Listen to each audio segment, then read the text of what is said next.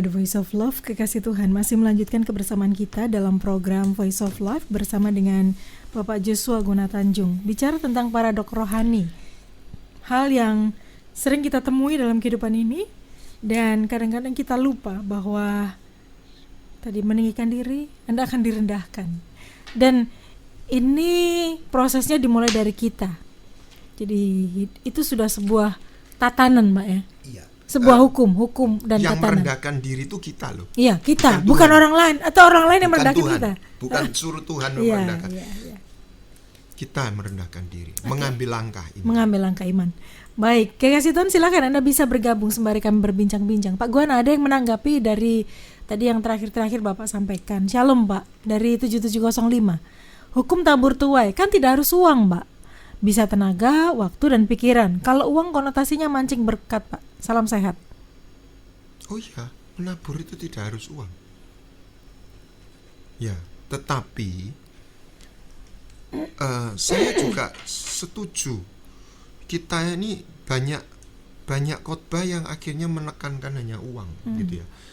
Tetapi kita juga jangan terjebak. Kita meniadakan uang, gitu loh. Karena uang itu bagian dari hajat hidup. Jadi begini, kalau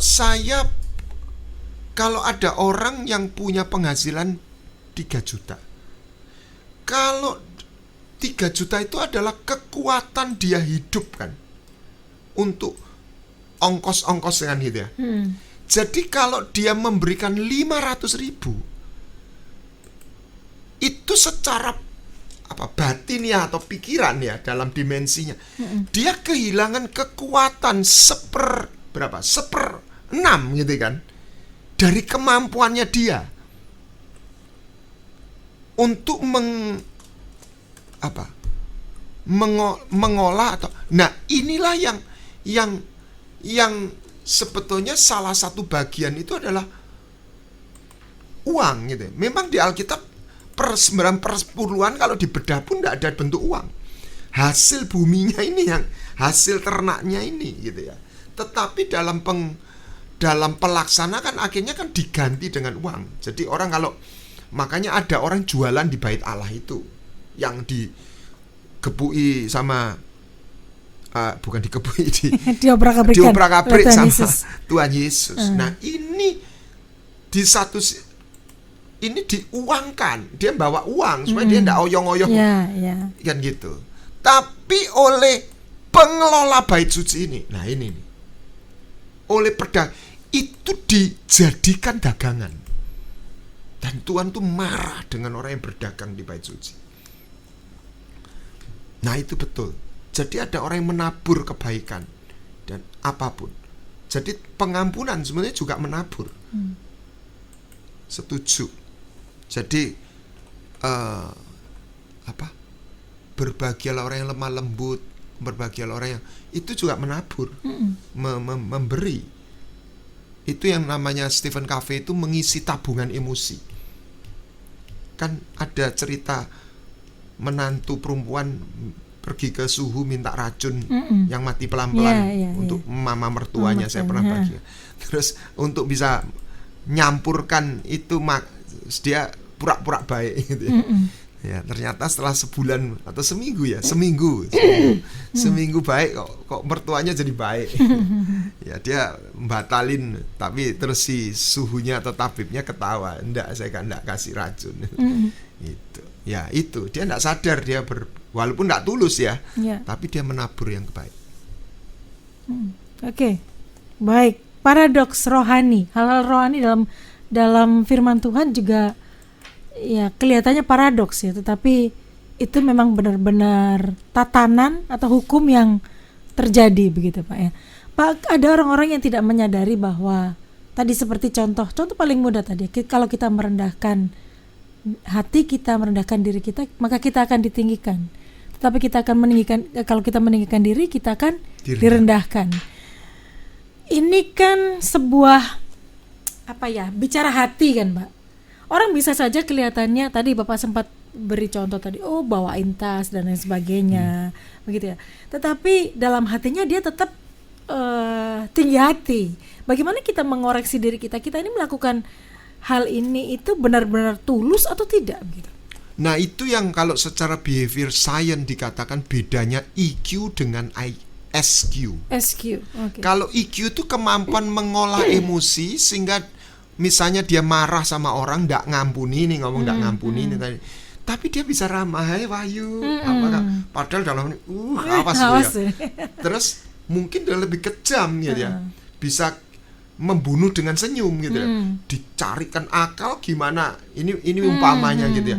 Tapi kalau ketemu baik, wah itu seorang politikus kan seringkali begitu.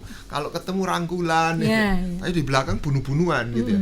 Kan begitu. Nah, demikian pula dengan kerendahan hati. Wah yo gitu ya. Nah, itu saya nggak nyalain budayanya, tapi kadang-kadang budaya itu belum kata final menjadi ukuran, karena budaya itu memang budaya yang rendah hati gitu ya.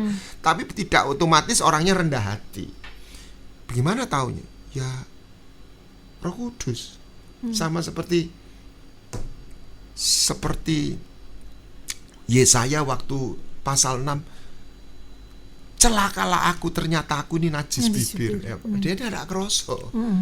Nah, itulah penempelaan dari Roh Kudus. Makanya saya salah satu ya, waktu kita pernah diskusi hari Selasa, kita ini tidak diselamatkan karena ritual atau doktrin iman. Kita ini selamat karena wujud iman. Ojo kerosone. Jangan GR. Kerosone ini susah di mata Tuhan tuh ya gimana? Kita ini kedapatan orang percaya atau bukan? Kan Tuhan sudah mengingatkan orang yang aku mengusir setan, itu kan orang itu kerosone gitu. Tapi Tuhan bilang aku nggak kenal sama kamu. Loh ini kan, ngeri gitu, kerosone gitu. Akhirnya bukan kata kita tapi kata Tuhan. Berarti reward yang kita berikan, yang kita dapat di dunia ini, pengikut yang kita punyai hari-hari ini, itu bukan ukuran, Pak ya.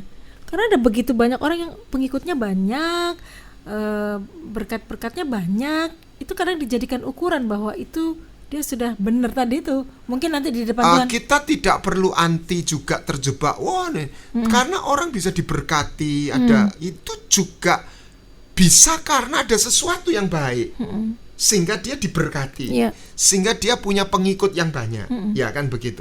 Tetap, makanya kita juga jangan terjebak satunya, karena pengikut banyak, karena dia diberkati, dia berkenan, gitu. Tapi sebaliknya, kenapa dia diberkati juga ada sesuatu, kan begitu. Jadi kita jangan terjebak memberitakan Injil jadi berita sekedar kemakmuran, tapi kita jangan terjebak secara implisit anti kemakmuran, kita tidak diberkati.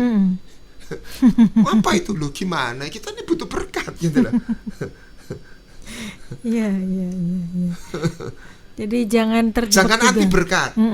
Kita tidak boleh ngejar kekayaan, tapi jangan anti kaya.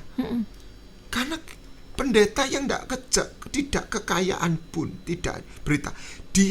Tuhan bangkitkan orang kaya untuk nyupport. Loh, Yesus tuh disupport orang kaya juga loh. Sampai kuburnya aja kan pinjam punyanya orang kaya kan? Iya. Yesus kan tidak anti orang kaya gitu. Dia memperingatkan orang kaya, jangan ngandalkan kekayaan. Nah, itu loh. Berarti harus balance ya, Pak ya? Iya, jadi gini. Wah, ini. Kita ini orang lemah, bodoh, sederhana, Tuhan cinta. Iya. Tapi ojo terus bodoh gitu loh. Aduh, ini kita banyak orang terjebak satunya. Ya, jemaat miskin, Tuhan tuh sapa. Iya, tapi Tuhan tuh enggak senang kamu miskin loh sebetulnya. Tuhan tuh enggak senang kita ini bukan enggak senang ya, istilahnya enggak. Dia enggak ingin kita ini miskin dan bodoh. Meminta-minta. Dia ingin kita ini punya hikmat. Dia ingin kita ini, nah kan gitu sih. Kalau kita peta mana kingdom, kerajaan surga, itu yang kita harus balance. Dia menerima kita apa adanya, mau bodoh, mau miskin, dia berikan cinta ini tanpa syarat. Syaratnya satu, percaya. Tetapi cinta ini membuat kita atau membuat dia tidak membiarkan kita tetap miskin dan tetap bodoh. Ini itu kerinduannya dia. Jadi kalau ada orang sudah diterima Tuhan terus miskin terus, bukan miskin dalam satu titik, dan dia tidak melihat ada yang salah juga. Kok bisa, Pak? Dalam arti gini loh, tidak ada pertolongan, saya mati kelaparan. Tuhan bilang, burung di udara aja saya pelihara loh. Ini kan manasi. Istilah manasi itu memotivasi kita. Bukan untuk sombong, aku lebih, bukan. Tapi gini cara bacanya. Lah ya, Tuhan tuh penuh cinta. Burung aja gitu loh caranya. Yang tidak menabur, tidak menuai aja gitu dikasih makan. Masa aku ini. Nah, itu loh. Ya. Itu ya kekuatan iman kita. Bukan terus kita, wah aku berhak loh gitu. Makanya Tuhan sebaliknya. Lah makanya ada walak-waliknya. Jangan ngomong aku anak keturunan Abraham. Jangan itu. Emangnya lu mentang-mentang keturunan Abraham, itu kan ngomong sama orang Yahudi kan gitu. Tuhan bisa bikin batu untuk memuji. Nah, kebalak-balik. Gitu. Tapi sebaliknya kita juga bilang, aku lu anak ini. Nah, itu. Piye ya gitu ya kan. Itu piye carane ngatur balance-nya nih. Itulah butuh kecerdasan spiritual dan dalam pimpinan Roh Kudus.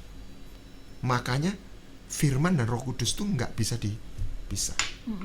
Makanya saya kritik orang yang terus main doktrin. Nggak bisa. Karena tulisan itu masih belum wujud yang sebenarnya. Kita harus ngasih dari tulisan itu menjadi satu penyingkapan dan kita ketemu wujudnya. Dan disertai. Kita harus mengasihi. Mengasihi itu kayak apa wujudnya kalau tidak Roh Kudus mengurapi kita? Kita akhirnya jadi seremoni loh. Ya. Itulah yang bukan berarti kita anti doktrin. Nah, kembali. Jangan kembali kok yang buat apa itu doktrin? Nah, itu juga salah. Tapi ada orang yang kemaruknya sama doktrin. Saya bilang mabuk doktrin. Sampai, begitu istilah lain, sesat kamu. Begitu ini, tidak asli, palsu. Menurut saya ini udah mabuk. Jadi kita ini jangan mabuk doktrin, kita juga jangan nggak punya pemahaman. Karena doktrin itu sarana. Ojo mental miskin, mental. Jadi gini ya, saya tidak membela yang kanan kiri. Itu yang di Amerika itu betul, itu nemen si polisinya tuh. Tapi tunggu dulu. Ini karena orang sudah banyak yang tidak suka Amerika. Saya bukan membela Amerika, sisian. Saya hampir sebagian 80% penjara di Amerika itu isinya orang kulit hitam. Terus polisi itu gregetan tiap kali kan orang kulit hitam. Nah, saya tanya, sebetulnya diskriminasi itu ada enggak? Ya ada. Di mana-mana itu ada. Tetapi bukan berarti yang satunya mereka itu terjebak dalam victim mentality. Saya miskin karena saya dibedakan. Bagaimana dengan orang Yahudi? Yang dia bukan hanya mengalami diskriminasi, dia mengalami kebencian, tapi dia nggak miskin karena dia nggak play victim mentality. Jadi balik yang kulit putih ini harus menghargai orang kulit hitam. Yang orang kulit hitam jangan bermain, harus lepas dari mental korban. Nah itu kelihatan. Sampai waktu kan orang kulit putih yang baik kan juga ikut demo toh. Tapi tapi terus demonya Anarkis ngerampok. ya. Itu apa gitu loh. Sifat aslinya muncul. Iya gitu loh. Jadi mereka itu memang ada salahnya gitu loh. Saya enggak bela Kanan satu kiri, sisinya ya. ya.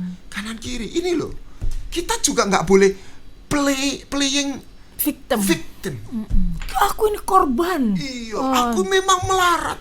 Justru kita ini waktu ini kita boleh terpuruk, terima kasih, kita bersyukur pada orang yang terpuruk. Tapi kita harus punya mental kaya. Kita harus mental. Itulah seorang yang diangkat ke sorga waktu Rick Joyner dalam Final Quest itu ya. Wah mulia, ternyata dia tuh tunawisma di Italia. Dia cari itu orang itu yang ngumpulin korannya gereja kebaktian selesai itu. Lah dia tuh punya jaket satu, musim dingin, koncone kademen, dipinjemkan sampai dia sendiri mati. Wah dia mulia sekali di gereja, di mana di sorga. Itu orang mental makmur gitu ya. Dan saya percaya sebelum kemakmuran fisik itu terjadi, jasmani, orang harus punya mentality prosper mentality. Jadi yang harus dirubah oleh orang-orang yang memang perlu dibantu itu selain kita harus menunjukkan belas kasihan, mereka harus dilepaskan dari mentality menjadi korban. Apa itu perlakuan orang lain atau Perkataan keadaan yang lain. atau korban dari perkataannya sendiri. Seperti orang Israel, dia nggak masuk tanah perjanjian bukan karena korban, karena Tuhan gatai, karena perkataannya sendiri. Bandingkan dengan Yusuf, dia malah victim,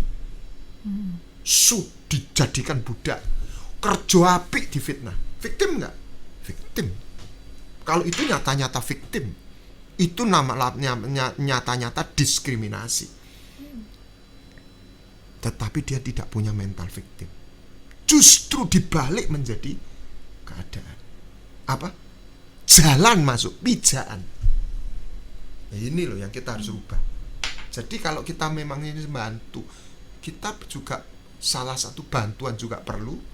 Tapi pengajaran ini lah mentang-mentang karena saya mengajar. Pengajaran untuk jemaat keluar dari mental miskin itu tidak kalah pentingnya. Karena disitulah justru satu sumber yang tidak terbatas. Makanya dalam anugerah Tuhan, Voice of Life Ministry juga melakukan gerakan kepedulian. Walaupun tidak ya sampai kapanpun saya cuma bilang, apa yang langkah kecil yang kita lakukan itu bukan untuk menjawab persoalan. Emangnya kalau kita bantu sembako atau apa, emangnya orang miskin jadi orang kaya? Enggak. Saya jadi sadar saya tidak menyelesaikan masalah. Kepedulian kami, tetapi agar orang-orang yang membutuhkan itu melihat ada Tuhan yang menyapa. Itu aja. Oh, Tuhan itu seeling aku ya. Nah, setelah itu gak berhenti cuma eling-eling dapat sembako mestinya. Ada Tuhan yang kalau dia bisa menggerakkan orang ngasih saya sembako, ini orang yang berarti dia bisa memelihara saya. Biarlah dia datang kepada Tuhan, dan saya percaya dengan cara yang ajaib dia tidak akan kekurangan. Seperti itu sebenarnya. Nah, kalau jaga kita mental seperti itu iya lah datang ya? lagi. Lah kalau enggak ya kan gitu. Oke, kekasih Tuhan, silakan Anda bisa berdiskusi bersama dengan kami berkaitan dengan hal ini, atau mungkin Anda ingin bersaksi. Silakan, telepon, SMS, WA, saya buka untuk Anda dan kami akan kembali sesaat lagi.